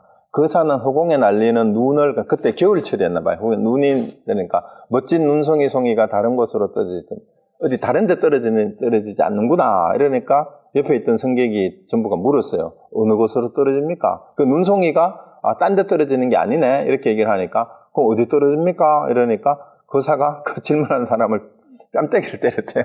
이러니까 옆에 있던 사람들이, 아니 거사 너무 거칠게 구는 거 아니냐, 이게 무슨 짓이냐, 이렇게 얘기한 거죠. 그러니까 방거사가 그대들이 그래가지고도 성객이라 한다면 염라대왕이 용서주지 않는지라. 여기에서 위에 걸 봐야 돼요. 멋진 눈송이가 다른 곳으로 떨어지지 않는구나. 이러니까 어느 곳으로 떨어집니까? 하고 묻는 거는 됐는데 따기를 때렸어요.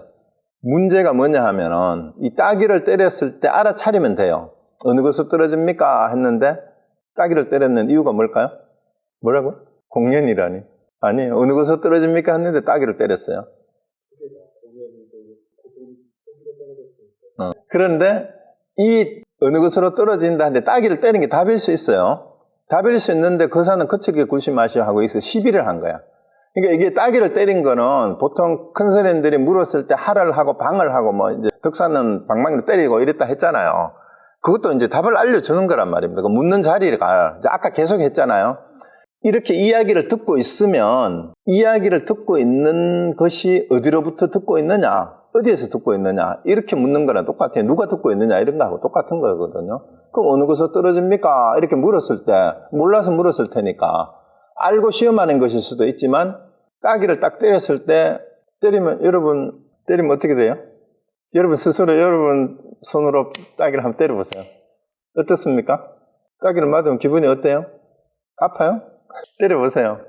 자, 그러면 아까 계속 나왔던 일체 세상의 모든 일이 육근에서 육식에서 육경이 더불어서 제8식이 만들어낸 거다 그랬잖아요.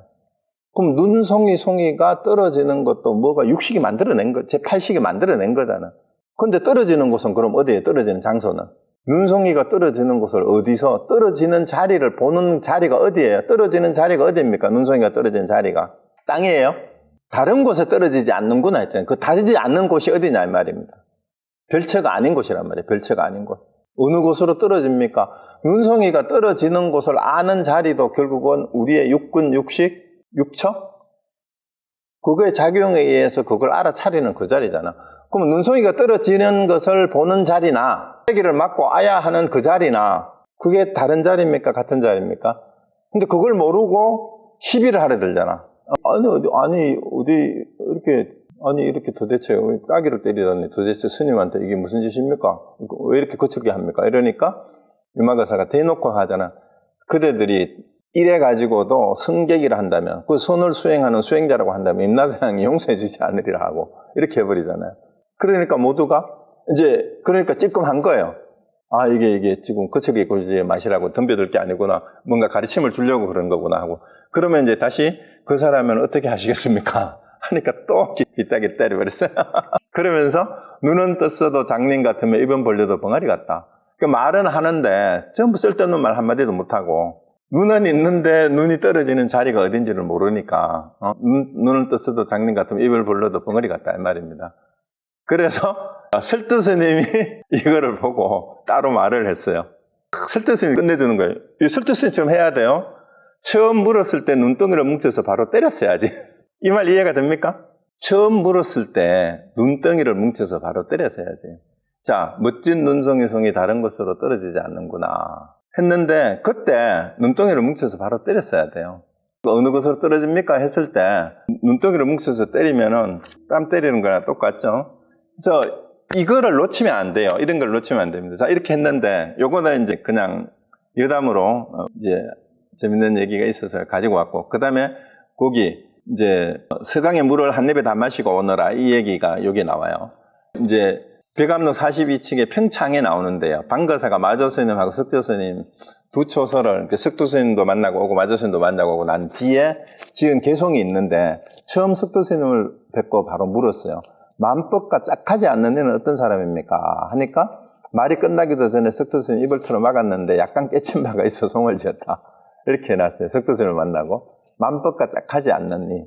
그러니까 일체 만법과 서로 같이 배우가 되지 않는 그런 게, 이거는 이제 만법과 짝하지 않는다라는 얘기는 이게 무슨 얘기냐 하면은 모든 법과 짝하지 않는 것, 그러니까 스스로 홀로 존재하는 자라니까 이게 진짜 깨달은 자, 부처라는 뜻이, 해탈한 사람이라는 뜻이에요. 그런데 이제 만법과 짝을 하게 되면 만법하고 상대적인 존재가 되잖아요. 그러니까 상대적인 존재가 아닌 그런 존재는 어떤 거냐 이렇게 묻는 거예요. 그러니까 이제 입을 틀어 막고 왔는데 약간 깨친 바가 있어서 개송을 지었는데, 일상의 일이 다른 것 없어 나 스스로 마주칠 뿐이네. 어떤 물건도 취하거나 버리지 않으니 곳곳마다 펼치거나 그릴 것이 없네. 붉은 빛과 잿빛을 누가 분별하리. 청산의 한 점 티끌마저도 끊겨노라. 신통과 묘용이라 물깃고 나무하는 것이다. 그 일상생활에 물깃고 나무하는 것이 다 신통묘용의 작용이다라는 거죠. 일상생활에 모두가 다 신통하다 이렇게 얘기를 했는데, 나중에 마조 스님을 만나가지고 똑같이 질문을 했어요. 만법과 짝하지 않는 이는 어떤 사람입니까? 하니까 마조 스님이 그대가 서강의 물을 한 입에 다 마셨을 때 그때 그대에게 말해주겠네. 이때 그 사는 크게 깨치고 송을 하였다. 사방으로부터 함께 모여 모두 함이 없는 법을 배운다. 여기가 바로 부처를 뽑는 시험장이니 선불장이라고 했어요. 선불장. 마음을 비워야 급제하여 돌아가리. 그래서 마조스님을 만나고 완전히 여기서 이제 우리 편지에서는 한 방에 끝내는 마지막 마무리를 다 끝내버린 거예요. 위에서는 99.9% 아직 여기까지밖에 안 됐는데, 여기서 마지막 한 방을 다 끝냈다 이 말이죠. 그래서 요게 이제 일구흑진 서강수가 그 말이에요. 한 입에 서강의 물을 다 마시고 오면은 그때 말해주겠다라고 한 데서 나온 하두예요. 자, 그러면 이것도 하두입니다. 그냥 만법과 짝하지 않는 이는 어떤 사람입니까? 어떤 게 부처냐 이 말하고 똑같은 거예요. 마조가 그대가 서강의 물을 한 입에 다 마셨을 때 그대에게 마셨을 때 그대에게 말해주겠네 라고 한 뜻이 뭐냐, 이거를 답을 하시면 됩니다. 만법과 짝하지 않는 이는 어떤 사람입니까? 했는데 이렇게 답한 이유가 뭐냐, 그걸 답하시면 됩니다. 자, 그러면은 다시 이제 본문으로 돌아와서 보면, 여기에 뜰앞에 잣나무는 이제 정전백수자, 어떤 것이 조사가 서쪽에서 온 뜻입니까? 하니까 뜰앞에 잣나무라 했다. 뜰앞에 잣나무라 한 뜻이 뭐냐? 어떤 것이 조사가 서쪽에 온 뜻이냐고 물었는데, 이게 창구를 이렇게 해야 돼요. 조조스님께 하기니 어떤 것이 조사가 서쪽에서 온 뜻입니까? 하고 물었는데 뜰앞에 잣나무니라 하셨다. 조사가 서쪽에서 온 뜻이 뭐냐고 물었는데 뜰앞에 잣나무니라 한 뜻이 뭐냐, 이거를 참고하셔야 돼요. 그 다음에 마상근이나 간식어는 똑같잖아요. 어떤 것이 부처냐고 물었는데 마상근이다라고 한 뜻이 뭐냐, 또 간식어는 어떤 것이 부처냐고 물었는데 간식어리다, 즉 마른 똥막대기다 한 이유가 뭐냐, 뜻이 뭐냐. 구사무불성은 앞에서 몇 번 설명을 했어요. 계획에 불성이 있느냐 하니까 무 했는데 어째서 무라고 했느냐. 그 다음에 일구흑진 서강수는 마찬가지예요. 만법과 짝하지 않는 이가 어떤 사람입니까? 했는데 한 입에 서강의 물을 다 마시고 오면은 그때 그대에게 답해주리라 한 뜻이 뭐냐. 동산수산행은 어떤 것이 어느 곳에서 여러 부처님이 나오신 곳입니까? 어느 곳이 여러 부처님께서 나신 곳입니까? 하니까 동산수산행이라, 동산에 물이라고 한다 한 뜻이 뭐냐, 이렇게 묻는 거예요. 이런 하두를 이 중에 그 저주 무자는 조금 달라요. 근데 나머지 하두는 하나만 알면은 다 똑같은 하두예요. 다 똑같은 하두인데, 그래서 이 하두를 어느 것이든지 여러분이 마음이 가는 하두가 있으면 답을 한번 해보세요. 그래서 문득 한 응구에서 뚫어내면 비로소 그것을 일러 법계 무량회항이라고 합니다. 그러니까 법계가 끝이 없이 공덕을 모든 법계에 다 되돌리는 것이 된다. 그래서 이 하두 하나 답을 제대로 한다면은 지금까지 여러분이 불교와 인연이 돼서 공부를 했던 모든 공덕을 무한한 법계에 되돌려지는 것이, 그렇게 지금까지 부처님으로부터 법을 이어서 전해오신 부처님과 조사들에게 은혜를 갚는 길이 바로 이 한 구절 읽는 데 있다, 이것을 찾는 데 있다라는 그런 표현입니다. 그래서 여실히 보며, 그러니까 진실하게 이 말이에요. 여실히 보며 여실히 하며 여실히 써서 곧 한 틀 끝에 보왕의 국토를 드러내며, 부처님의 국토라는 뜻이에요. 미세한 티끌 속에 앉아서 대법륜을 걸릴 수 있습니다. 자, 이걸 제대로 안다면, 이걸 알았을 때 부처님의 불국토를 드러낼 수가 있고, 자기가 티끌 속에 앉아서도, 아주 작은 티끌 속에 있어서도 큰 부처님과 같은 큰 부처님의 가르침에 진리의 바퀴를 굴릴 수가 있다 이 말이에요. 그래서 갖가지 법을 성취하고 갖가지 법을 부수는 것이 모두 나로 말미암은 것이라, 장사가 힘센 장사라는 뜻이에요. 팔을 뻗는데 다른 사람의 힘을 빌리지 않고, 사자가 라이언이 돌아다니는데 짝을 구하지 않는 것과 같습니다. 사자는 짝이 없다라는 홀로 가자는 거죠. 홀로. 그러니까 밀림의 왕자라는 뜻이에요. 그래서 갖가지 뛰어나고 묘한 경계가 나타나더라도 마음으로 놀라지 않으며, 자, 지난 시간에 여러 가지 묘한 경계, 신통력, 이제 천안통, 천인통, 숙명통, 신족통 이런 게 다 있잖아요, 그죠? 근데 그게 이제 삼명육통이라 그래서 세 가지, 이제 6가지 신통력을 이제 그런 거라고 얘기하는데, 이런 경계가 나타나더라도 마음 놀라지 않는다 이 말이에요. 그래서 갖가지 악업의 경계가 나타나도 마음에는 두려움이 없고, 일상의 행주자와 가운데 인연을 따라 놓아버려서 성품에 맡겨 소요하는, 그러니까 소요라는 말이 이제 장자의 첫 번째 챕터가 소요유잖아요. 소요에 논인다 이 말이에요. 논인다. 한가로에 논인다. 그래서 인연 따라 내려놓고 우리 본성에 맡겨서 소요자제하는, 정말 자유롭게 논의는 이러한 경지에 이르면 비로소 천당도 지옥도 없다는 등의 일을 말할 수 있습니다. 이럴 때 가서 그런 경지에서 천당도 지옥도 없다라고 이런 얘기들을 할 수가 있다, 이런 얘기입니다. 그래서 그런 경지에까지 가라 빨리, 그런 얘기입니다. 그 다음에 영가 스님께서는 또한 중생도 없고 부처도 없다. 대천의 모래 같은 세계는 바다 가운데 거품이여 모든 성년들이 번개치는 것 같다고 하셨습니다. 그래서 중생도 없고 부처도 없고, 그러니까 이제 이 세상 전체가 삼천대천 세계가 전부 다 물거품하고 똑같은 거다 이 말입니다. 그리고 성년들도 또한 번개치는 거가 반짝하는, 그냥 번쩍하면 순식간에 뭐 있다가도 없는 그런 거잖아요. 그래서 삼천대천 세계니 부처님이니 이런 것조차도 따로 없다 이 말입니다. 중생도 부처도 없다라는 얘기는. 그래서 이 노인이 영가 행각스님한테 하는 얘기예요. 이 노인이 만약 이러한 경지에 이르지 않았다면 어떻게 이런 말을 할 수가 있겠습니까? 자기 경지에서 하는 말이다 이 말이죠. 그죠? 영가 행각스님이 정말 이런 경지에서 했는 얘기다 이 말입니다. 이 말을 잘못 아는 사람이 매우 많으니 진실로 근원을 꿰뚫지 못한다면 말의 의지에 아르마리를 내는 것을 벗어나지 못하고, 곧 일체가 다 없고 인가도 없다, 그 중생도 부처도 없고 뭐 이렇게 얘기를 하니까 알지도 못하면서 이 말을 오해해가지고 이체가 진짜 다 없다라고 얘기한단 말이에요. 인가도 없다고 말하면 모든 부처님과 조사들께서 설하신 말씀과 가르침이 다 허망하다고 얘기합니다. 그들을 정신 나간 미혹한 사람이라고 합니다. 이 병을 없애지 못하면 곧 깜깜하고 아득하여 재앙과 화를 초래하는 사람이 될 것입니다. 그래서 자기가 이런 경지에 가지 않았으면서 이런 말을 듣고 이런 말을 함부로 하지 말아라 이 말입니다. 그러면은 그게 정신나간 미친놈이다 이 말입니다. 미친 미혹한 사람이다, 이렇게 대놓고 얘기를 하잖아요. 그런 놈을 미친놈이라고 한다, 이렇게 얘기하는 겁니다. 그러면은 화를 초래할 것이다. 그래서 이런 경지에 가지 않고 함부로 이런 얘기를 하면 안 된다 이 말이에요. 부처님께서는 허망하게 들뜬 마음이 모든 교묘한 견해를 낸다. 이 들뜬 마음이 교묘한 견해를 낸다. 이제 이거는 원각경에 나오는 말이에요. 원각경에. 그래서 만약 유에 집착하지 않으면 곧 무에 집착하고, 만약 이 두 가지에 집착하지 않으면 곧 유와 무사이의 헤아리 몇 채이고, 설사 이 병을 안다 하더라도 반드시 있지도 않고 없지도 않은 곳에 이르러 집착합니다. 그러므로 앞선 성인들께서 고구정령하게 사구를 버리고 모든 잘못된 것을 끊게 하시어 바로 한 칼에 두 동강 내어 다시 앞뒤로 생각하지 않고 온갖 성인의 머리를 끊어버리라고 하셨던 것입니다. 그래서 이제 원각경에 이 말이 나오는데 허망하게 들뜬 마음이 모든 교묘한 경계를 낸다 했는데 우리가 구차재정을 얘기하면서 비상, 비비상처, 무소유처정, 비상, 비비상처정 이런 얘기를 하면서 이게 말장난을 하면 안 돼요.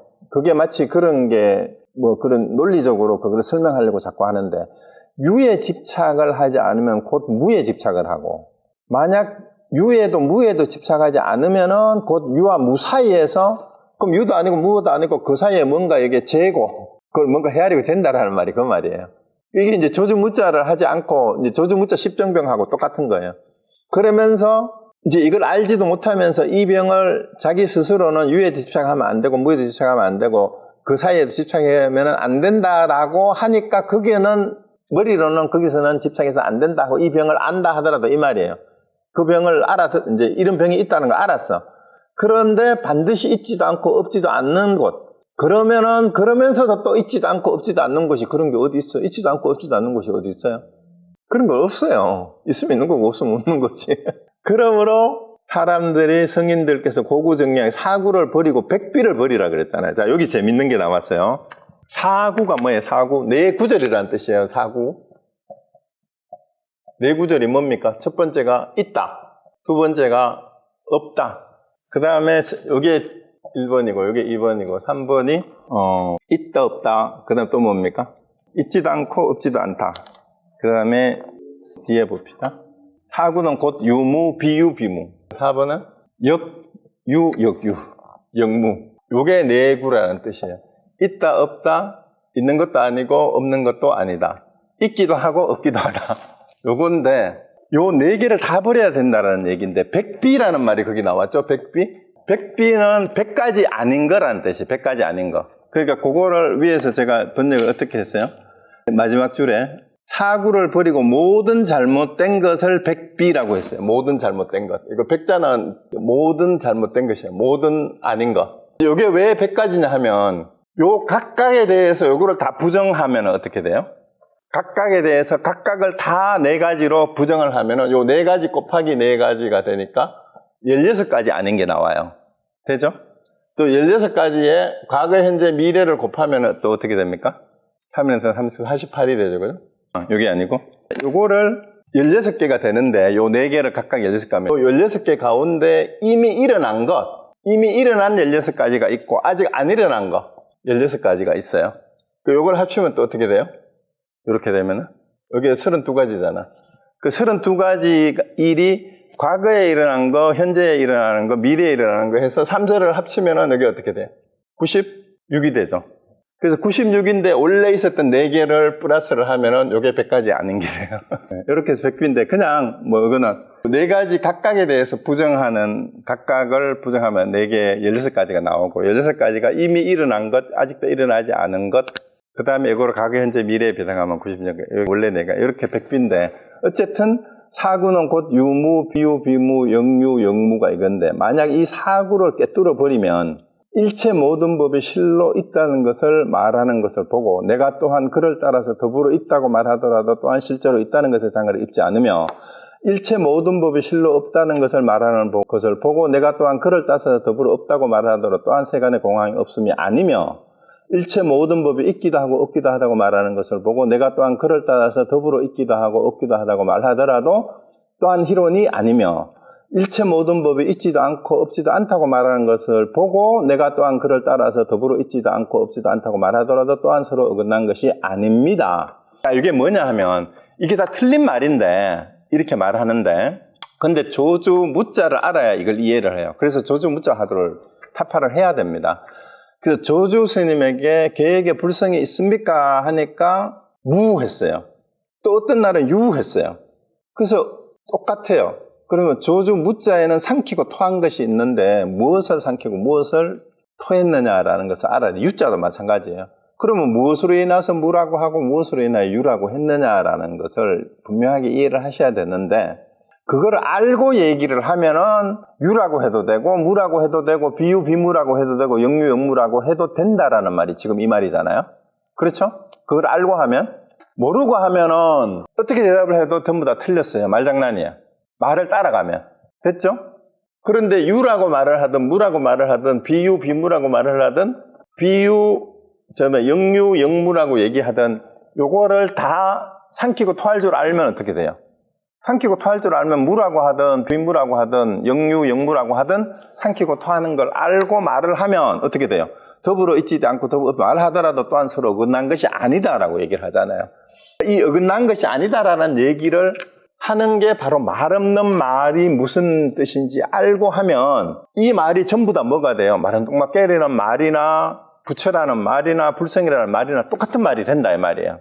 알고 하면.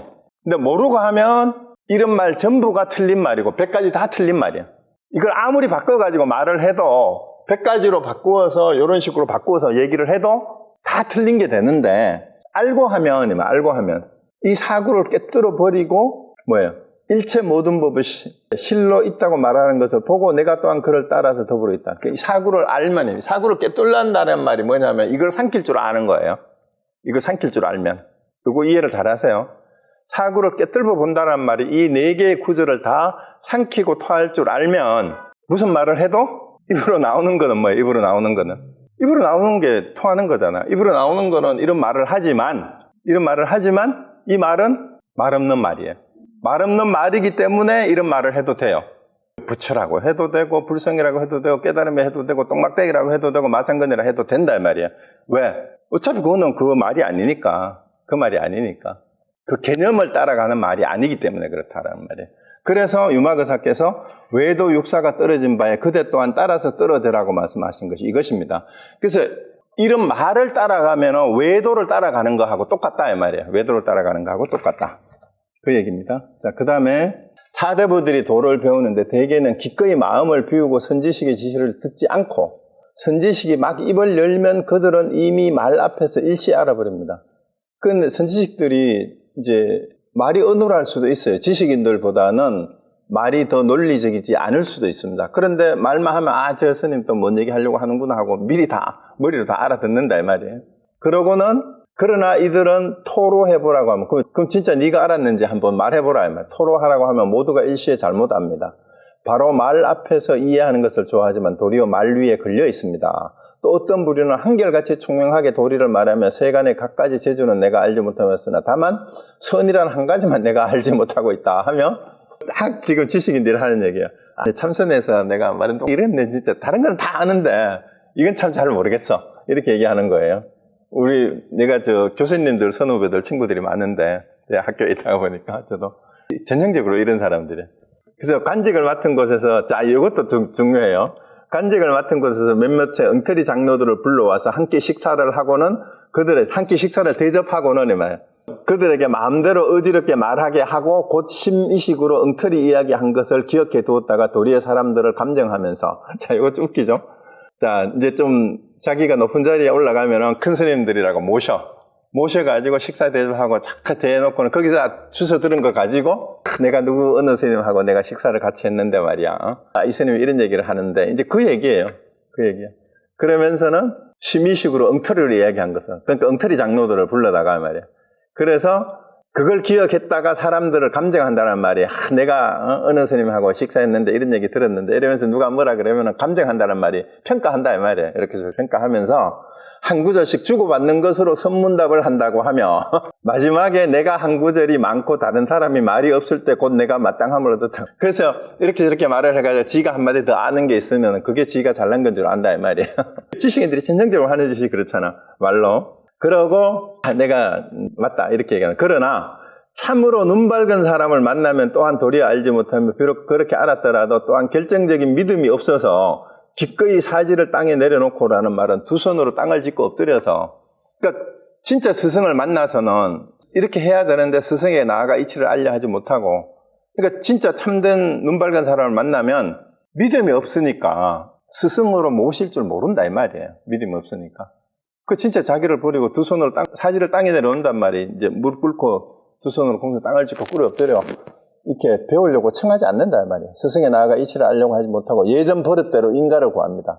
그냥 진짜 배우려고는 하지 않고 내가 이렇게 알았는데 내가 어느 스님 만나가지고 식사하면서 이런 얘기를 들었는데 이게 맞습니까? 내가 이렇게 알아듣는 게 맞죠? 이렇게 자기를 인정받으려고 한다는 이 인정욕구 그 사람들이. 그러면서 그러나 스승이 역순의 경계 가운데 본분의 수단을 보이면 본분 감추라는 말이 여기 나왔는데요. 여기에 이게 본분의 수단이라는 말이 뭐냐 하면은요. 이게 감은 제장간에 가면은 쇠를 달가가지고 밑에 받치고 망치로 막 때리잖아요. 그 밑에 받침대가 그게 감이에요. 태는 이게 때리는 망치고 칼 그리고 이제 쇠망치하고 대장간의 받침대 이런 거를 이제 얘기를 하는데 이거는 이제 위에는 감은 칼하고 쇠망치 받침대라는 뜻인데 칼이 우리가 쓰는 칼이 아니라 그 죄인의 목에 형틀이죠, 형틀. 그거를 감이라 그래요. 형틀을 채우는 건데 요거는 이제 요 말을 본분 감추라는 말을 왜 썼나 하면은 우리가 선사들이 방이나 할을 가르치는 수단이라는 얘기예요. 그래서 그걸 비유로 얘기한 거예요. 한 방의 비유. 앞에서 한 방에 깨닫게 하는 할이나 방이나 이런 걸 얘기하는 거죠. 그래서 본분의 수단을 보이면 또한 도리어 뭐예요? 두려워하여 감히 가까이 하려 하지 않으니 이런 사람들은 가련하고 불쌍한 사람들이라 하겠습니다. 그 지식인들이 와가지고 뭐 물으면은 옛날 스님들이 악 하고 감을 지르거나 주장자 가지고 머리를 때리면 지식인들은 그런 거 안 좋아해요. 무슨 스님이 폭력적이라는 둥 뭐 어쩌라는 둥 뭐 이렇게 얘기하면서 도망갑니다.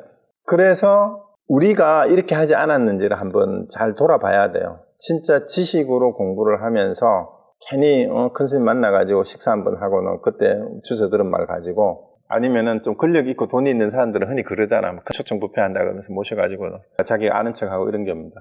그래서 정말 자기가 공부를 하려거든 제대로 눈 밝은 사람을 만났거든 진짜 엎드려서라도 제대로 좀 알려달라, 깨우쳐달라고 사정을 해야 돼요.